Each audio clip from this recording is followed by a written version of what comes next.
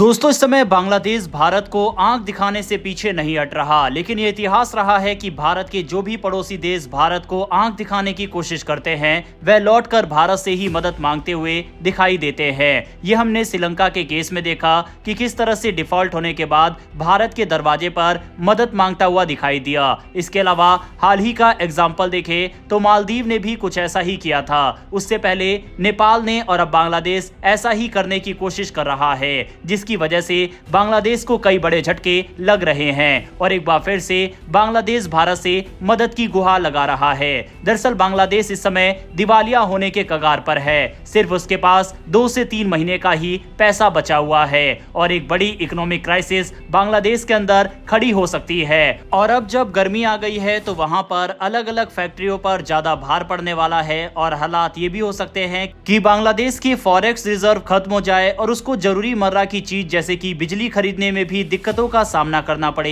ये सब बातें हम अपने मन से नहीं कह रहे, बल्कि इंटरनेशनल मॉनेटरी फंड यानी IMF ने ये बात कही है कि जिस तरह की पॉलिसी मोहम्मद यूनिस ने बांग्लादेश के अंदर चला रखी है उससे बांग्लादेश का दिवालिया होना निश्चित है। और यही वजह है कि हम बांग्लादेश को लोन नहीं देने वाले। ये बांग्लादेश के लिए कितनी बड़ी बेइज्जती है कि IMF पाकिस्तान जैसे देश को लोन दे देता है लेकिन बांग्लादेश को लोन देने से मना कर देता है। हालांकि बांग्लादेश के अधिकारियों की तरफ से कहा जा रहा है कि IMF हमें लोन नहीं दे रहा, इसके पीछे भारत का हाथ है और भारत की जो पकड़ IMF में है उसका फायदा उठाकर बांग्लादेश को परेशान करने की कोशिश भारत कर रहा है। दरअसल मैटर कुछ ऐसा है कि पिछले 2 हफ्तों से बांग्लादेश में इंटरनेशनल मॉनेटरी फंड IMF की एक टीम बैठी हुई थी। ये टीम आई थी चौथे और 5वें लोन इंस्टॉलमेंट का मूल्यांकन करने, जिसकी कुल वैल्यू है $1.3 बिलियन।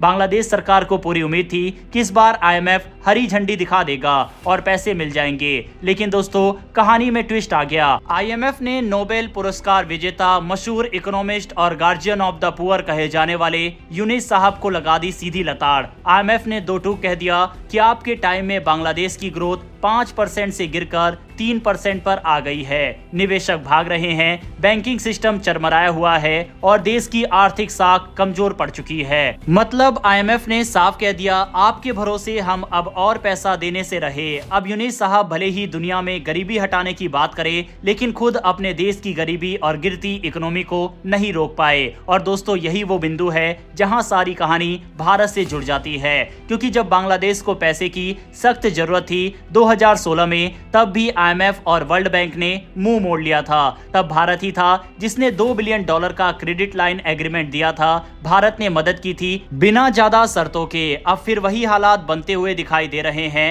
हालात की गंभीरता का अंदाजा आप इस बात से लगा सकते हैं कि बांग्लादेश के अंतरिम सरकार के मुखिया मोहम्मद यूनिस ने भारत के साथ अपने रिश्ते खराब करने की पूरी कोशिश की और अपने रिश्तों को पाकिस्तान के साथ मजबूत करने की कोशिश की, जिसके तहत बाकायदा ISI की टीम को बांग्लादेश में बुलाया गया। कई बड़े मिलिट्री के अधिकारी भी बांग्लादेश के दौरे पर आए। पाकिस्तान के लिए वीजा फ्री एंट्री की बात कही गई और बाकायदा पाकिस्तान से एक जहाज भी पहली बार सामान लेकर बांग्लादेश पहुंचा था। लेकिन अब जिस तरह के हालात बांग्लादेश में बन रहे हैं उसको देखते हुए बांग्लादेश ने पाकिस्तान से ही पैसे मांग लिए हैं। बांग्लादेश ने पाकिस्तान से $4.5 बिलियन की डिमांड की है और ये डिमांड की गई। दरअसल इसके पीछे कारण बांग्लादेश ने ये दिया कि जब बांग्लादेश और पाकिस्तान का बंटवारा हुआ, यानी ईस्ट पाकिस्तान और वेस्ट पाकिस्तान अलग हुए, उस समय आज के बांग्लादेश का बड़ा योगदान था पाकिस्तान की इकोनॉमी में। काफी बड़ी आबादी बांग्लादेश में उस समय रहती थी।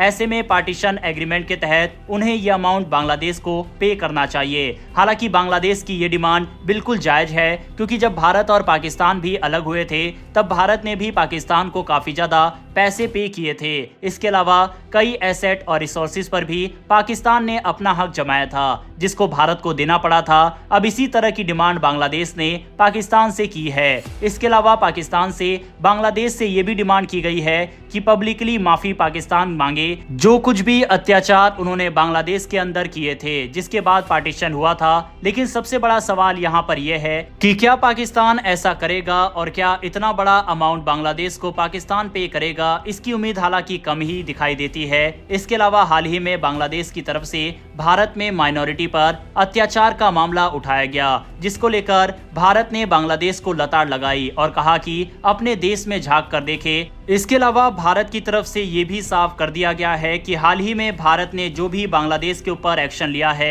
वह बांग्लादेश के कदमों की वजह से लिया है, यानी कि जो कदम भारत के खिलाफ बांग्लादेश ने पिछले कुछ समय में उठाए हैं उसके जवाब में भारत ने किया है और आने वाले समय में भारत और भी बड़े एक्शन बांग्लादेश के खिलाफ ले सकता है। साफ है कि इस समय बांग्लादेश को दोहरी मार पड़ती हुई दिखाई दे रही है।